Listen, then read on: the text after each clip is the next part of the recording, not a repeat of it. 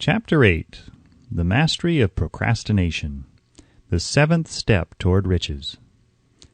Accurate analysis of over 25,000 men and women who had experienced failure disclosed the fact that lack of decision was near the head of the list of the 30 major causes of failure.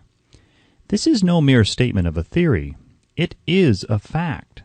Procrastination, the opposite of decision, is a common enemy which practically every man must conquer. You will have an opportunity to test your capacity to reach quick and definite decisions when you finish reading this book and are ready to begin putting into action the principles which it describes. Analysis of several hundred people who had accumulated fortunes well beyond the $1 million mark disclosed the fact that every one of them had the habit of reaching decisions promptly and of changing these decisions slowly, if and when they were changed. People who fail to accumulate money, without exception, have the habit of reaching decisions, if at all, very slowly, and of changing these decisions quickly and often. One of Henry Ford's most outstanding qualities is his habit of reaching decisions quickly and definitely, and changing them slowly. This quality is so pronounced in Mr. Ford that it has given him the reputation of being obstinate. It was this quality which prompted Mr. Ford to continue to manufacture his famous Model T, the world's ugliest car, when all of his advisors and many of the purchasers of the car were urging him to change it. Perhaps Mr. Ford delayed too long in making the change, but the other side of the story is that Mr. Ford's firmness of decision yielded a huge fortune before the change in model became necessary. There is but little doubt that Mr. Ford's habit of definiteness of decision assumes the proportion of obstinacy, but this quality is preferable to slowness in reaching decisions and quickness in changing them.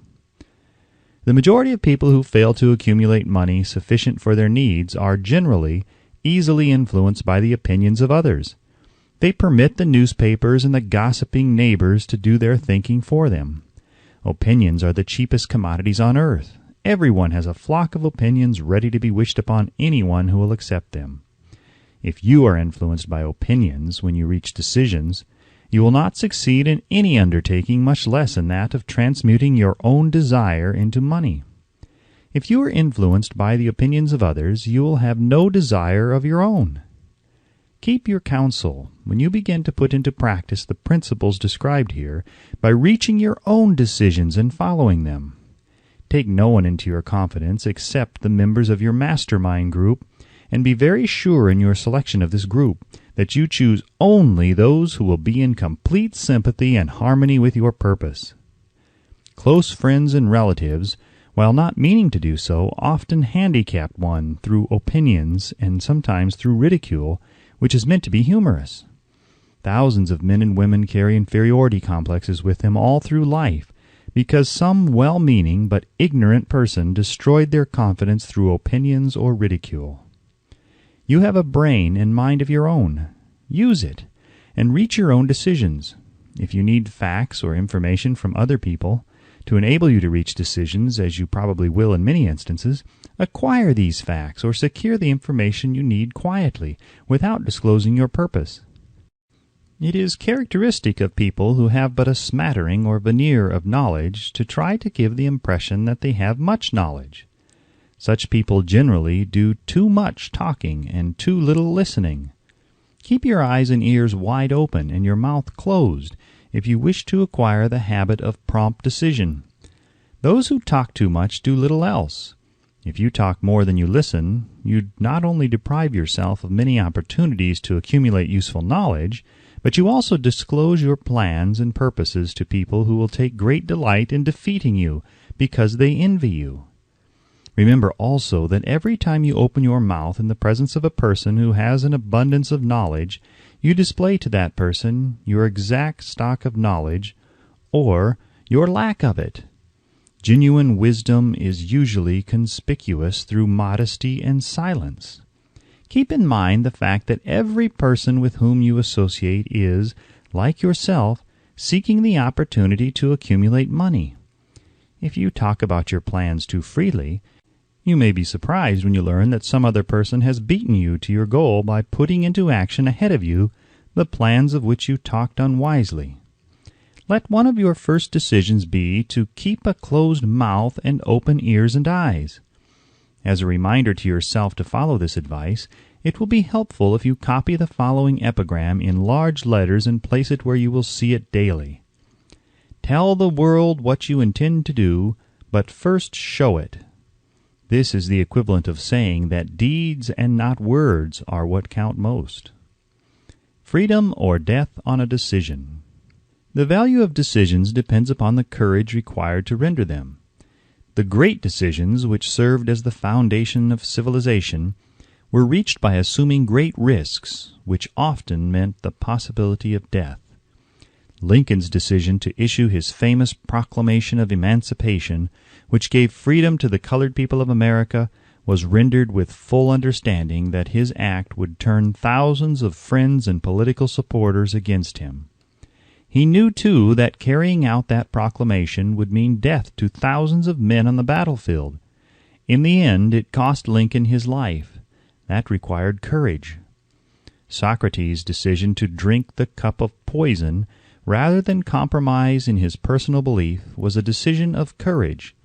It turned time ahead 1,000 years and gave to people then unborn the right to freedom of thought and speech. The decision of Robert E. Lee, when he came to the parting of the way with the Union and took up the cause of the South, was a decision of courage, for he well knew that it might cost him his own life, that it would surely cost the lives of others.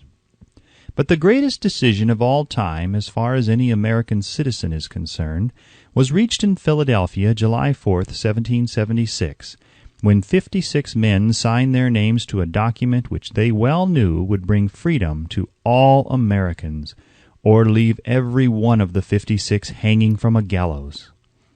You have heard of this famous document, but you may not have drawn from it the great lesson in personal achievement it so plainly taught.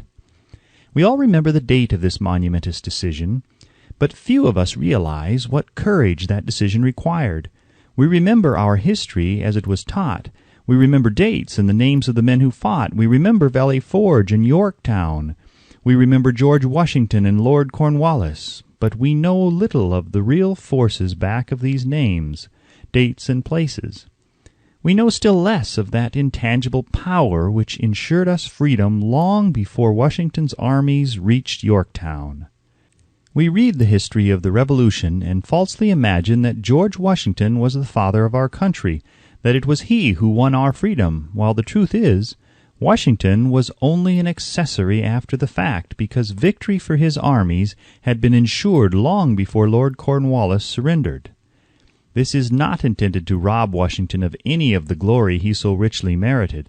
Its purpose, rather, is to give greater attention to the astounding power that was the real cause of his victory. It is nothing short of tragedy that the writers of history have missed entirely even the slightest reference to the irresistible power which gave birth and freedom to the nation destined to set up new standards of independence for all the peoples of the earth. I say it is a tragedy because it is the self-same power which must be used by every individual who surmounts the difficulties of life and forces life to pay the price asked. Let us briefly review the events which gave birth to this power. The story begins with an incident in Boston, March 5, 1770.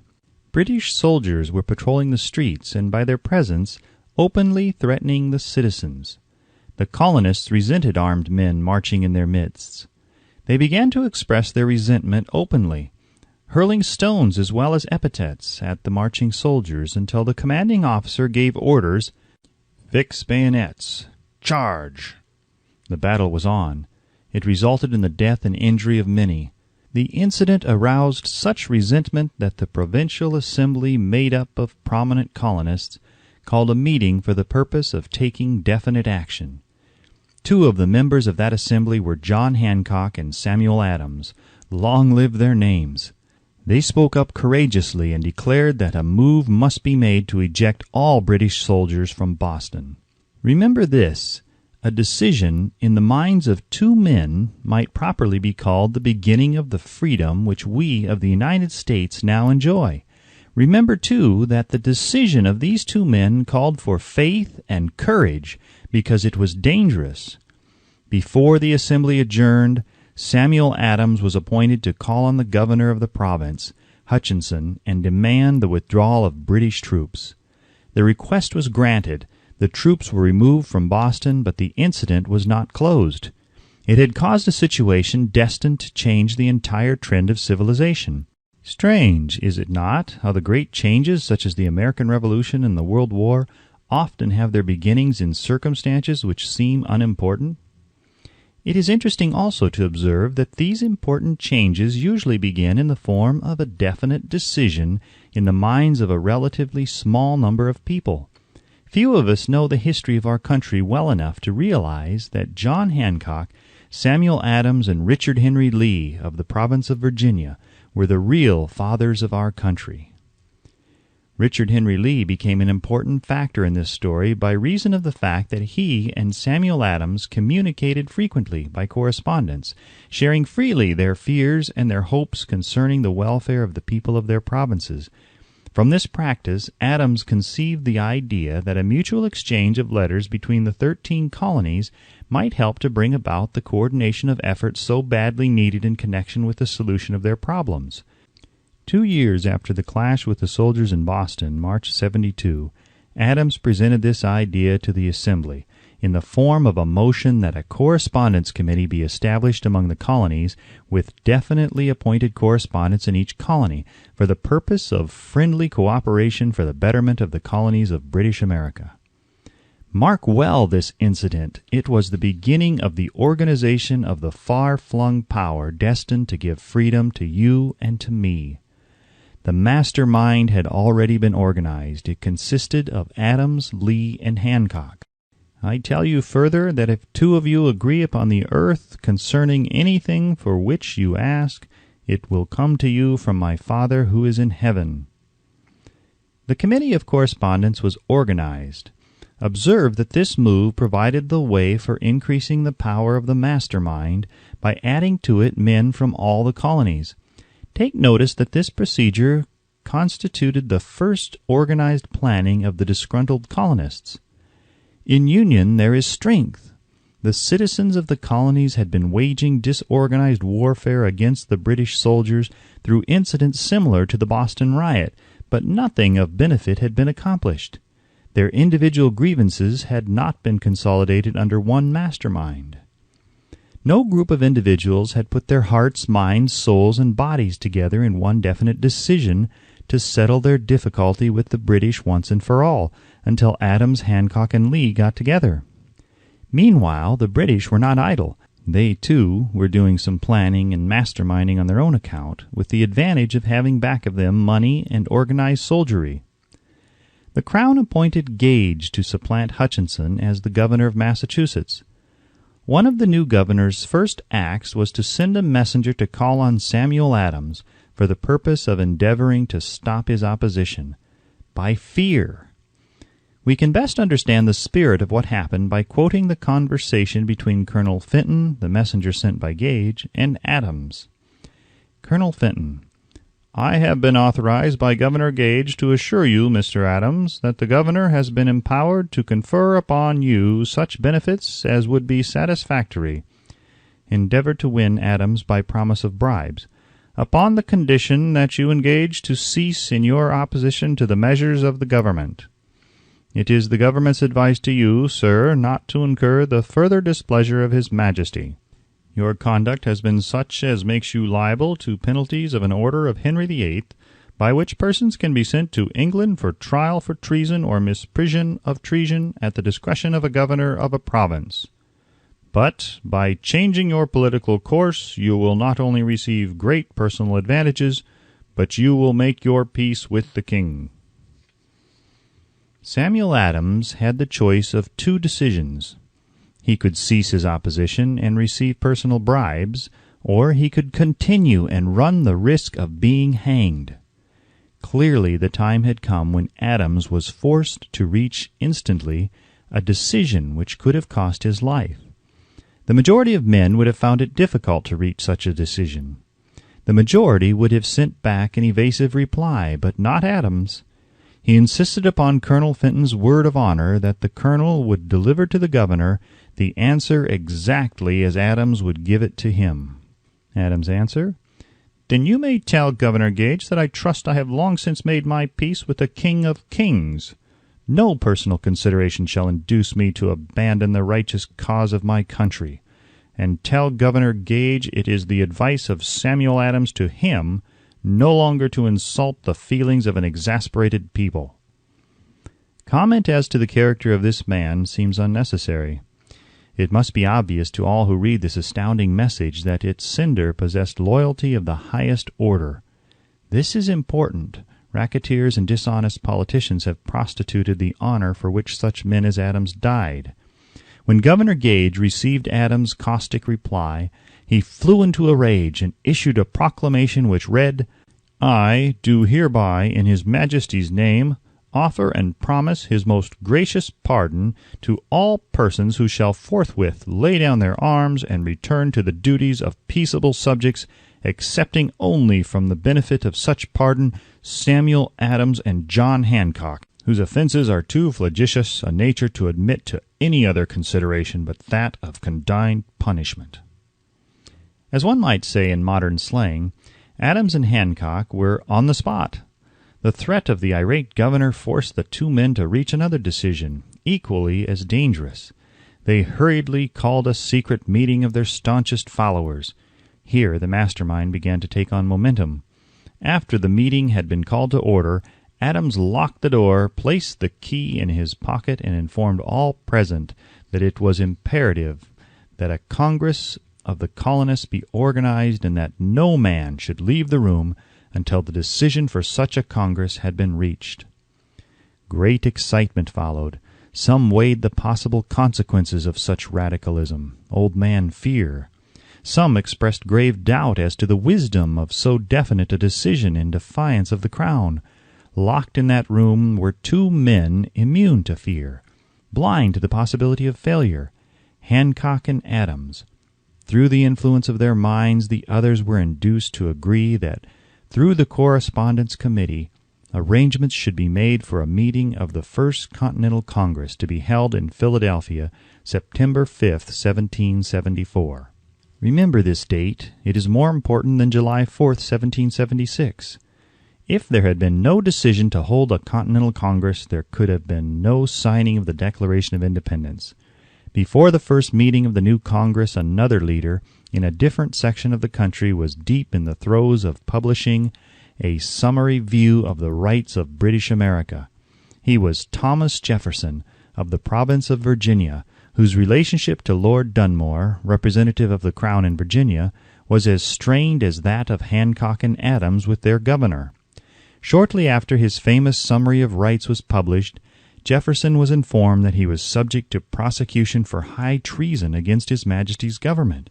Inspired by the threat, one of Jefferson's colleagues, Patrick Henry, boldly spoke his mind, concluding his remarks with a sentence which shall remain forever a classic: "If this be treason, then make the most of it."